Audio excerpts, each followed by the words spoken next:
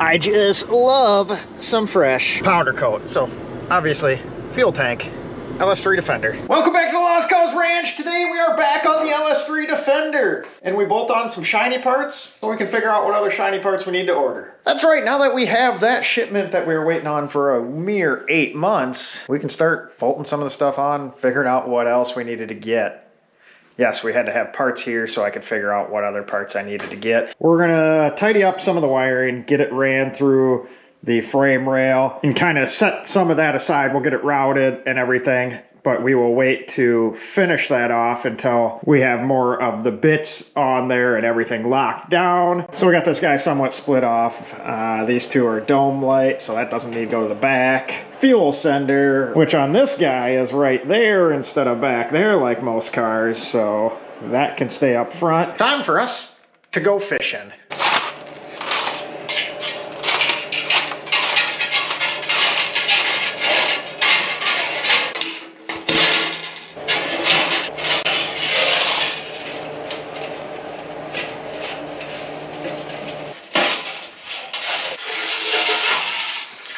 Look what we caught here.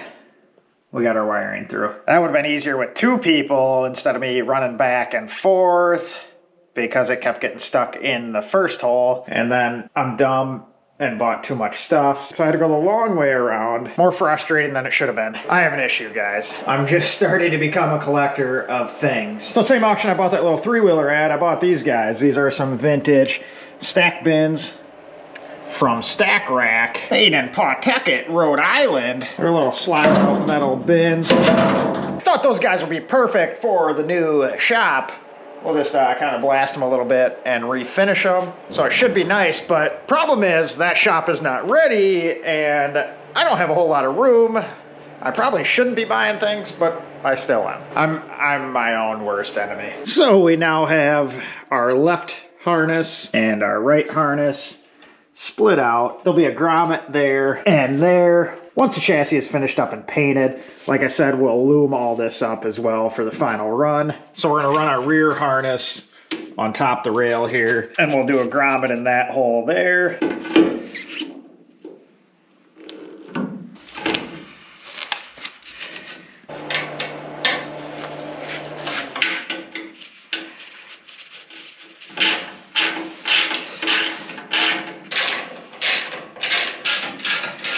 So there gives you an idea of some of the wire management we're gonna do. Some of this guy will also get bundled in there once we have the tank in place and wired up. And once it's all loomed up, these will grab tight and it will look pretty nice. And then from that point back, we're gonna be real clean looking through the frame rail. Pulled the engine harness out of the way. Now that we have the parts that were lost at DHL, we're gonna go about this in a little different order. We have our super highfalutin hood prop. Yes, that's 1¼ inch wood dowel. Only the best. But we just got our brake booster pedal bracket assembly back from Powder Coat. That's one of the pieces we went and picked up.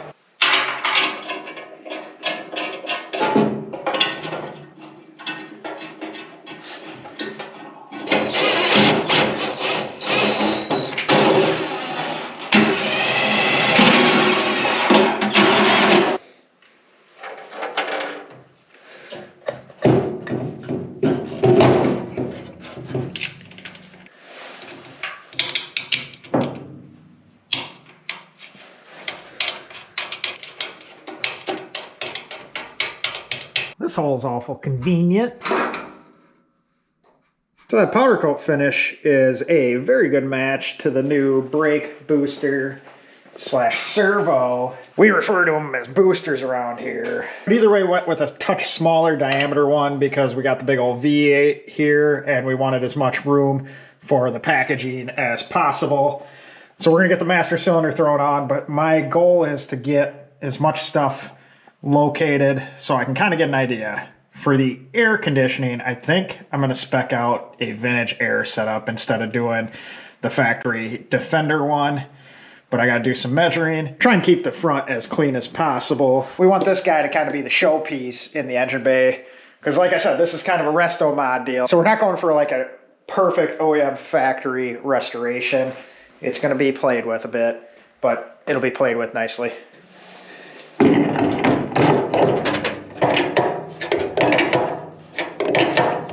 love the way some clean new stuff looks in there. Just satisfied. I got the hood catch panel lightly bolted in here. I'm gonna get some of this located out. We need to measure out for our accessory drive. We need to account for alternator, power steering, and AC. Then I want to get measured out for a radiator. We can get that stuff coming, fabbed up. So what I'm trying to do is get everything frame-wise taken care of in case we have to modify anything along the way. I don't want to go cutting, drilling, welding after we have it painted up. So the best place to store parts for a Land Rover is in a parts Land Rover. But once again, went ahead and pulled a Smart Joe move here, and we need to get in the back. Happens to be a tree there. That's not enough room.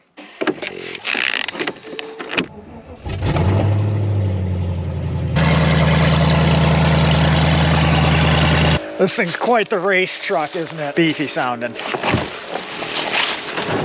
But here is a Defender. We got this guy stuffed full of a lot of the random stuff pulled off the Defender. Most of this not going to be used, but we'll need a little bit for mock-up. The last owner was a touch more ambitious than me and planned on fixing that bulkhead. Wasn't going to happen. The new Booster and Master look a tiny bit nicer. We'll put the storage container away.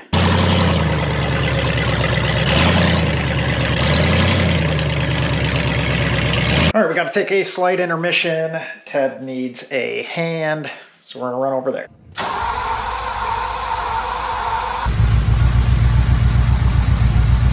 And all right, we are back. We have Sasha back in here with us. She's inspecting everything. I moved some stuff on her. But no, Ted just needed a hand throwing the deck lid back on that. That's a buddy's 308 that Ted had the engine out of. As you can see, it's back running.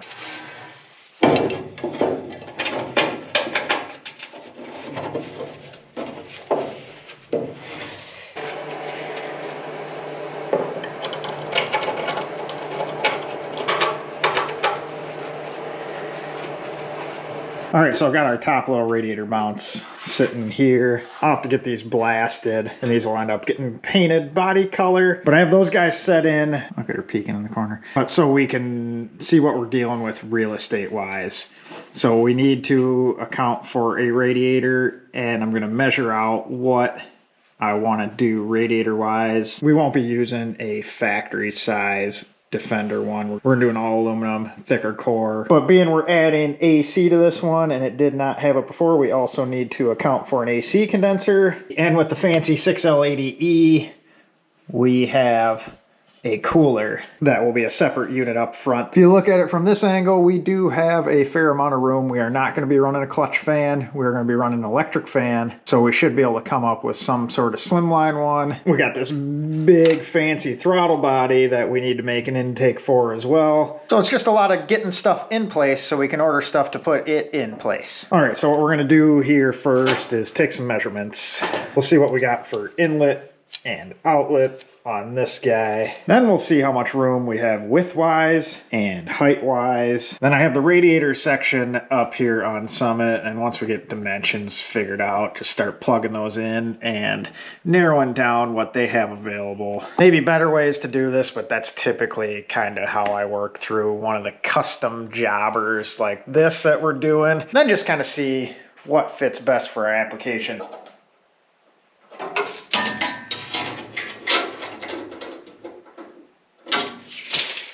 We could weld on some AN fittings on this guy and do the braided hose and everything, make it all racy looking. Nah.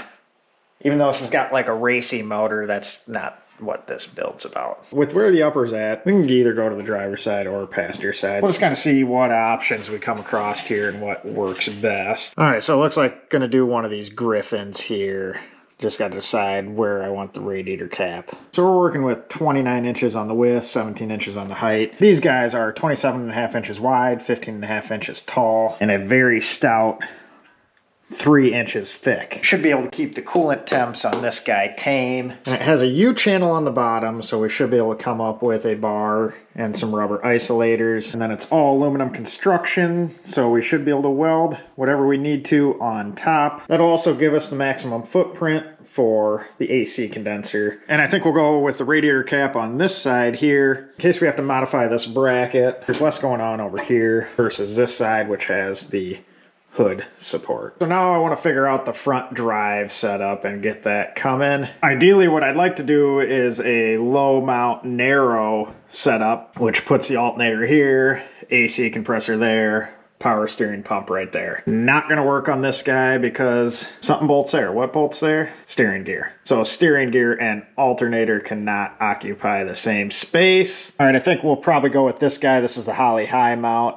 Alternator would be in this area, power steering below it, AC compressor over here, which would work nicely for the route into the HVAC box, which will go there. Before I order it, I just wanna make sure clearance on the steering gear. So it's gonna be a little bit tight on the power steering, so before I spend a couple $1,000s, we're gonna make sure that fits, but I think it should. Famous last words. The joys of building it from scratch is you get to kind of have liberty to do whatever you want packaging wise. It's also the downfall because there is quite a bit of figuring got to do. So we'll get the brake lines ordered, radiator, AC condenser, trans cooler, power steering cooler, can't forget about that. And we'll start packaging everything in the engine bay here. And that'll allow us to lock down what we actually need, because we may be cutting some stuff off the frame that is not necessary for this setup. And we want to do that before we strip this down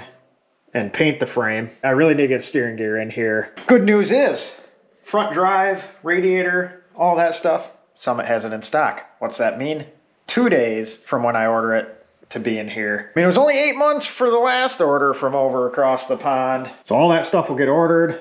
And while I wait on that, this guy. So make sure you guys stick around, because a little birdie told me we may have a floor in the shop, which means Defender's in full swing. I'm back on this guy. So we'll be pumping out some videos of us getting this guy together. It's starting to snow. Perfect time for me to sit in my little itty bitty garage. But with that being said, appreciate you guys watching. Glad to be back on the LS3 Defender.